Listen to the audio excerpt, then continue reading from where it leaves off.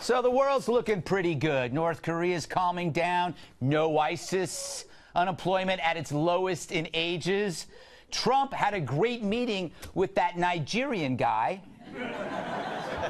I think he wrote me a long email once. I sent him 10 grand. Never heard from him again. Wonder what happened. So while the world seems to improve, the media keeps focusing on the worst. The New York Times, get this, they ran an article this week titled, "Happy 200th Birthday, Karl Marx. You were right." Too bad he can't read it. He's dead. But what a strange thing to say. I guess the tribute to John Wilkes Booth wasn't ready yet. And where is the Lizzie Borden centerfold? But as the writer glorifies the dead commie, we here don't believe the Times went far enough. So we created a real salute.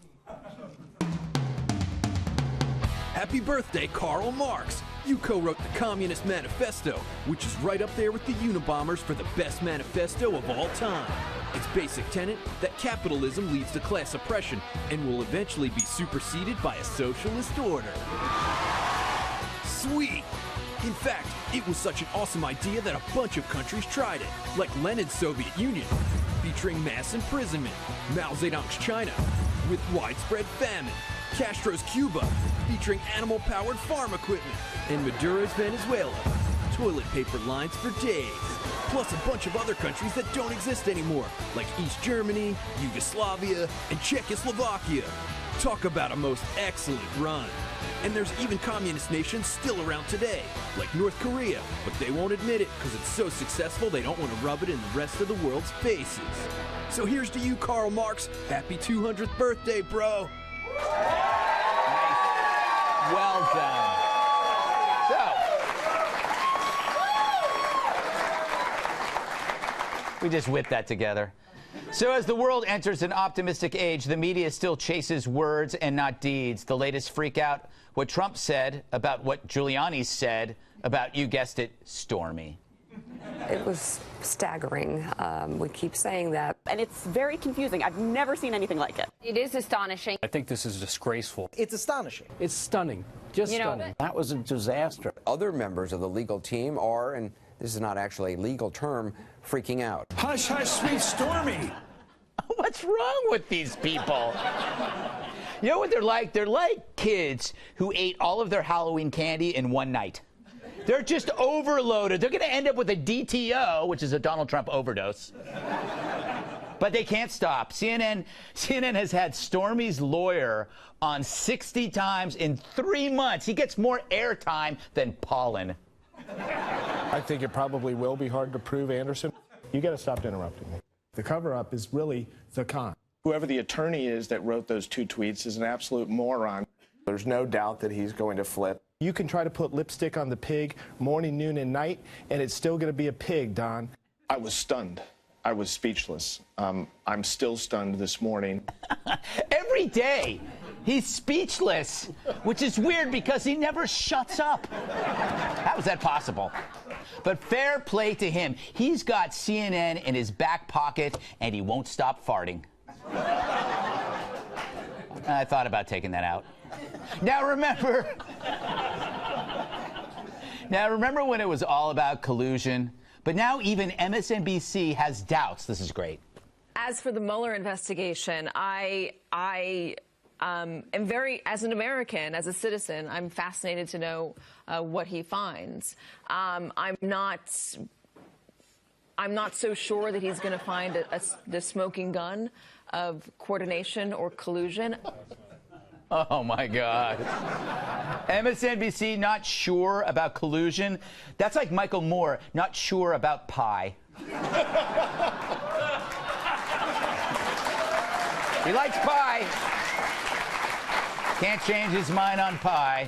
So it's Stormy this and Stormy that from people who used to say, who cares? It's only sex.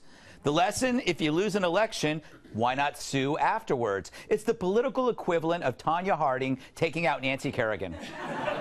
And the media and the Dems are Jeff Gillooly and Sean Eckert.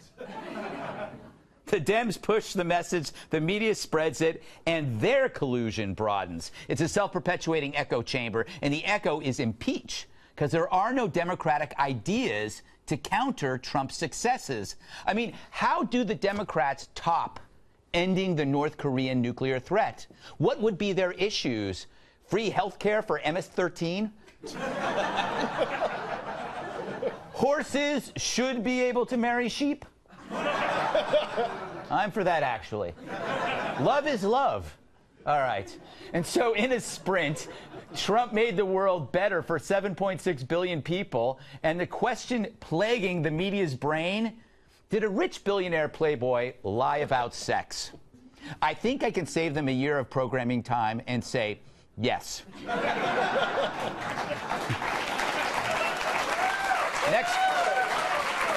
Next question. Does America care? No. See, you can look at this latest stormy stuff two different ways. One is a lawyer. Trump's allowed to pay a settlement, didn't use campaign funds, nothing to do with collusion. Or you could look at it as a voter. You care more about peace than porn stars, deeds more than words. And Trump's racked up a bunch so far, which brings us to this choice. Do you want a wholesome but inept president who never could have crushed ISIS or figured out North Korea? Or have a cad who crushes ISIS and figures out North Korea? I know what choice I made, and it's the choice America made already. Let us welcome tonight's guests. He's smart and tough like an encyclopedia that can kick your ass. Fox News national security strategist Sebastian Gorka.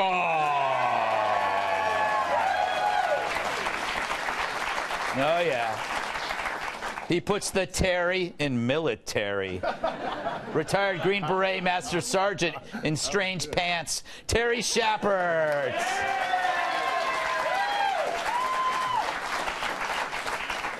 Her BAC is always higher than her BMI. Great joke. National Review reporter Kat Timpf.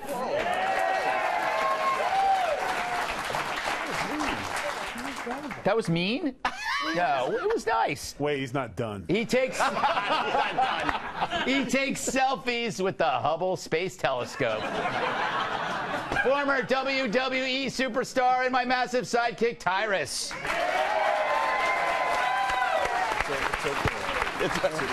All right, Dr. G, we covered a lot of ground here in this monologue. I want you to what are you thinking about what happened this week? What's the end game here with the media and their attacks on Trump with Stormy? Where are you? First things first, that little communism is cool thing, as the child of people who lived under communism and escaped, that's probably how we can get the millennials back. Yes. That was epic, epic. Thank you.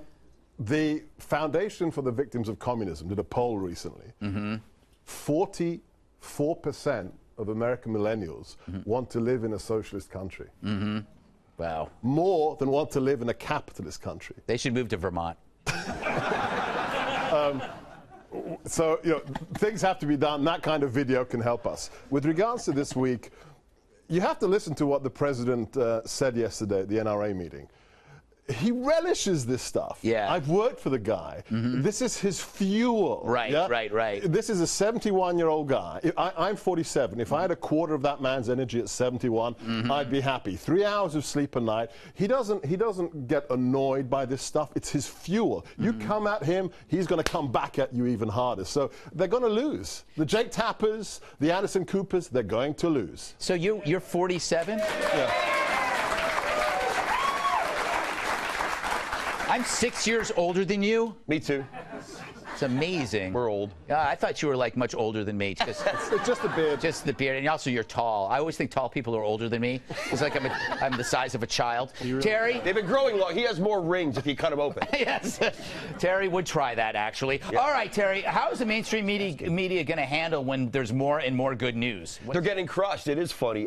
About the communism thing and about that poll, that makes sense because that, by the way, is by design.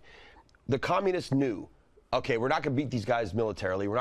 We could get them with the educators. And so these guys, this makes sense because the people that are a product of this education system they've been fed this and they don't know any better. When they get in the real world, they're going to figure it out quick enough. Because reality does that. I'm a combat special force guy. Reality does that. And I love the best thing. We were talking backstage. Backstage is where we were. It was backstage. Yeah, the green room. Get to the point. Now, not in love with your tone. But back there, we were saying that it is so much fun to watch. I call Donald Trump the flashbang candidate. Flashbangs are the grenades we throw in to blow up light, sound, and just we go in and then shoot you because you're stunned.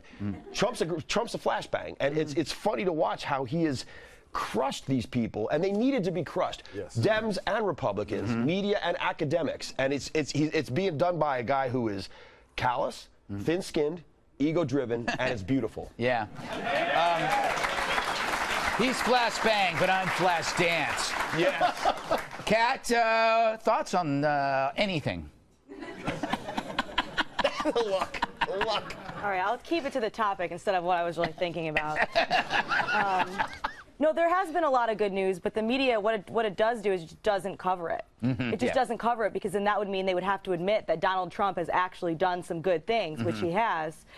But instead, they just have Stormy Daniels stories on all day long. Right. And I don't understand what they are, because I don't watch it. I know that there's a lot of it. But what are they talking about for so long? It's amazing. They hooked up. Yeah. He lied about it. Yeah. The end. Yeah, that's there you go. I just did the whole show. Yeah, you did. Yeah. No, there's no. I don't understand. They're so shocked. These are people who said during the Clinton era that it's just sex are now just obsessed. In the Oval Office. Yes, exactly. Okay? Not 10 years ago. Yeah, and not just with a number of people. All right, Tyrus. Greg. End this segment with some kind of wisdom. Well, we're all socialists when we're younger until we get our own money. Yeah. That's true. That's true.